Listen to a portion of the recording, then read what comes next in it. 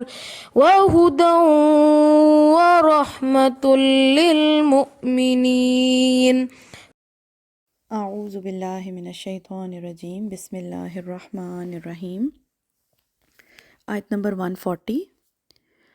یہ آیت پہلے تو ہم غزوہ احد کے ہی پس منظر میں دیکھیں گے کیونکہ وہ اس کے اول مخاطب ہیں، لیکن یہ آیت ہم سب کے لیے بھی ہے، ہم سب نے بھی اس سے سبق لینا ہے، تو دھیان سے سنیے۔ اللہ کہتے ہیں این یمسسکم، اگر پہنچا تم کو کرحن، کوئی زخم، اور مس کہتے ہیں بالکل ہلکا سا چھو جانا، جیسے بیئرلی ٹچ کرنا۔ اللہ کہتے ہیں اگر تمہیں چھو گیا ہے کوئی زخم، اور کرح ایسے زخم کو کہتے ہیں جو ہلکی سی خراش ہو، یا کوئی مچھر کا کاٹ لینا، تکلیف تو اس کی بھی ہوتی ہے لیکن بالکل ہلکی سی۔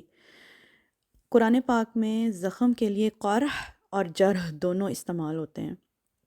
جرح جو ہے وہ ایسا زخم ہے جو بہت ڈیپ ڈاؤن ہو، جیسے تلوار سے کسی نے کٹ لگا دیا، گہرا زخم ہو گیا، گہرا کٹ لگا، اس کو جرح کہتے ہیں۔ یہاں اللہ تعالیٰ قرح کا لفظ استعمال کر رہے ہیں۔ سبحان اللہ، غزوہ احد میں جو تکلیف، جو صدمہ اور جو زخم مسلمانوں کو لگا، اللہ تعالیٰ اس کو کہہ رہے ہیں یہ تو ہلکی سی جیسے خراش تھی جو تمہیں چھو گئی۔ فقد مس القوم قرحم مثلہ، تو تحقیق اس طرح کا زخم تو پہلے ان کو بھی پہنچ چکا ہے۔ بدر کے اندر مشرکین مکہ کے 70 جو سردار تھے بڑے بڑے، وہ مارے گئے تھے۔ ادھر مکہ میں بدر کے بعد کوہرام مچا ہوا تھا، ہر گھر میں میت پہنچی ہے مکہ کے، اور شدید وہ لوگ صدمے کی کیفیت میں تھے۔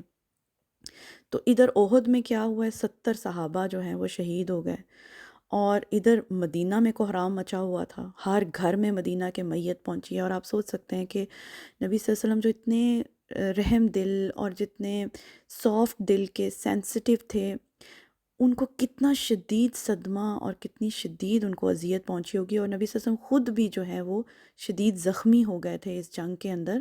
تو آپ سوچ سکتے ہیں وہ سارا سینیریو کہ اس وقت مدینے میں مسلمانوں کا کیا حال ہوگا۔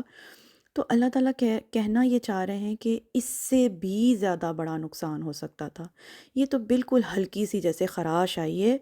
وَتِلْكَ الْأَيَّامُ نُدَاوِلُهَا بَيْنَ النَّاسِ، اور یہ دن تو ہم پھیرتے رہتے ہیں لوگوں کے درمیان، یعنی وقت اور حالات بدلتے رہتے ہیں۔ اللہ کہتے ہیں ہم یہ حالات بدلتے رہتے ہیں، کیونکہ کبھی اپس اینڈ ڈاؤنس تو زندگی میں آتے رہتے ہیں، کبھی وہ جیتیں گے، کبھی تم لوگ جیتو گے۔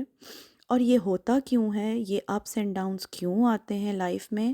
وَلِيَعْلَمَ اللَّهُ الَّذِينَ آمَنُوا، تاکہ اللہ تعالیٰ یہ جان لے کہ تم میں سے سچے مومن کون ہیں، سچے ایمان والے لوگ کون ہیں۔ کسی کی بھی، کسی قوم کی، کسی فرد کی اصل کا پتہ کب چلتا ہے؟ ایمان کا زیادہ ٹیسٹ کس وقت ہوتا ہے؟ آپ خود سوچ کے بتائیں۔ جب بہت کامیابیاں ہوں، جب بہت خوشیاں ہوں، ونرز ہو جائیں، یا تب زیادہ ٹیسٹ ہوتا ہے جب بہت نقصان ہو یا تکلیف پہنچے یا صدمہ پہنچے؟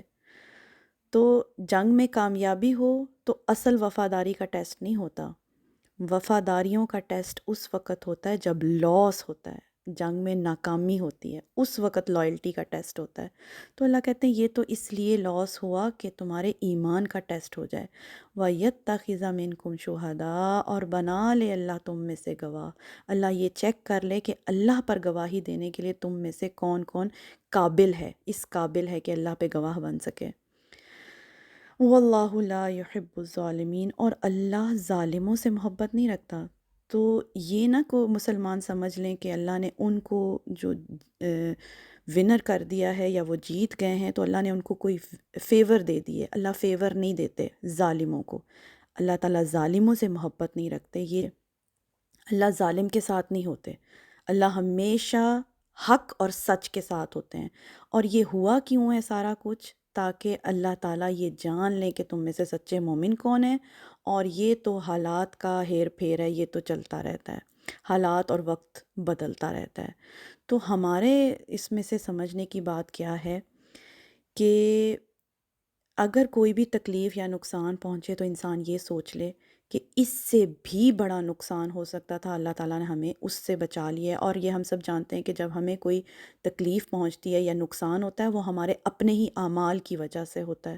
ہم کہیں نہ کہیں اللہ تعالیٰ کی یا رسول کی صلی اللہ علیہ وسلم کی نافرمانی کر رہے ہوتے ہیں، جس کی وجہ سے ہمیں تکلیف پہنچتی ہے۔ تو جو بھی تکلیف پہنچی ہے اس سے بڑی بھی پہنچ سکتی تھی۔ اور دوسری چیز یہ کہ حالات کا عدل بدل ہمارے امتحان کے لیے ہوتا ہے۔ حالات ساری زندگی ایک جیسے نہیں رہتے، اپس اینڈ ڈاؤن زندگی میں آتے رہتے ہیں، اور یہ کیوں آتے ہیں؟ ہمارے امتحان کے لیے آتے ہیں۔ اور یہ سمجھ لیں ہم سب کہ اللہ تعالیٰ کسی ظالم کا ساتھ نہیں دیتے، اللہ تعالیٰ کسی ظالم سے محبت نہیں رکھتے۔ آئی ہوپ جو اصل میسج تھا اس آیت کا وہ ہم سب کو مل گیا ہوگا اور ہم سمجھ گئے ہوں گے۔ سبحانک اللہم و بحمدک اشہد ان لا الہ الا انت استغفرک و اتوب الیک۔